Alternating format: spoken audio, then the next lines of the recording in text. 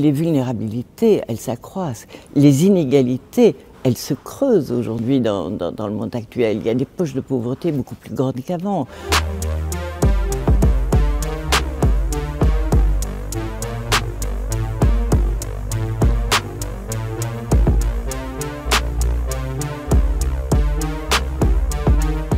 Nous sommes dans une période bien particulière. Nous ressortons d'une succession de crises, et en particulier de Covid, où nous sommes restés confinés, où bien sûr nos lieux d'action, à savoir les hôpitaux, les MRS, les domiciles, étaient inaccessibles. Mais ce que je voudrais aussi rappeler, c'est que les bénévoles étaient confinés au même titre que les usagers qui bénéficient de nos services.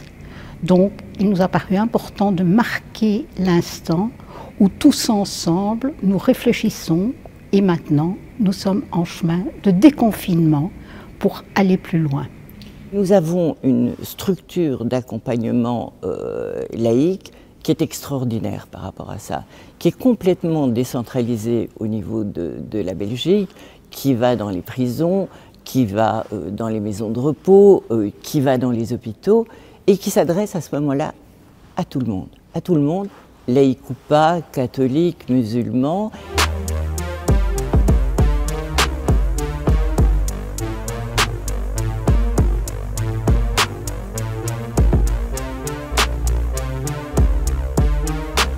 On est une association laïque d'abord, elle est destinée à tous, sans exception, et dans le respect des idées, dans le respect de la personne, ça c'est indispensable. Donner à la personne qui est en attente de quelque chose, d'une intervention, d'une aide, qui ne sait même pas exactement, mais enfin qui est en souffrance quelque part, c'est de lui donner l'impression qu'elle ne sera pas jugée. Elle parle à quelqu'un qui n'est pas un spécialiste qui va l'écraser de son expertise, mais elle parle à quelqu'un qui est son alter ego.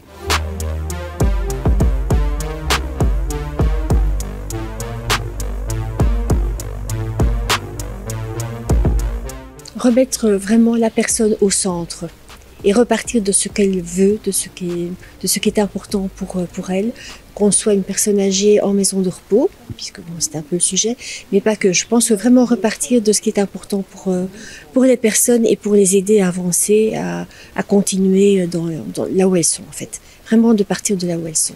C'est le vivre ensemble, permettre de se retrouver avec nos différences, de les partager, de nous enrichir au contact de gens qui peuvent penser autrement que nous, qui ont choisi d'autres chemins de vie. Donc je pense que c'est ça, vivre ensemble, en société.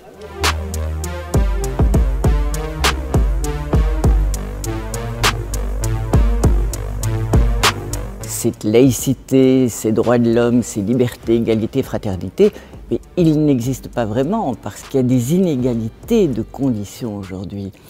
Et il y a deux moyens de lutter contre ces inégalités de conditions.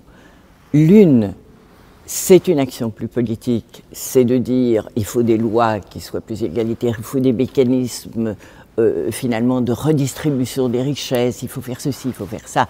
On le dit à l'État. Et puis après, il y a des gens.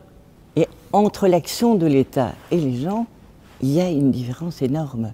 Alors ce que les gens attendent, c'est que ces inégalités qui pour le moment existent, elles soient compensées en temps réel. Tout le monde est sorti de ce confinement, peut-être traumatisé, marqué.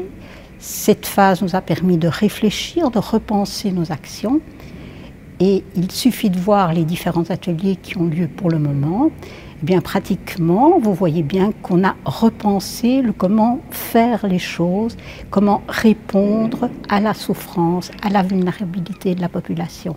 Et je pense que cette action-là, elle est complémentaire de tout ce qu'on peut faire ailleurs. Sans action sur le terrain, nous ne serons pas crédibles.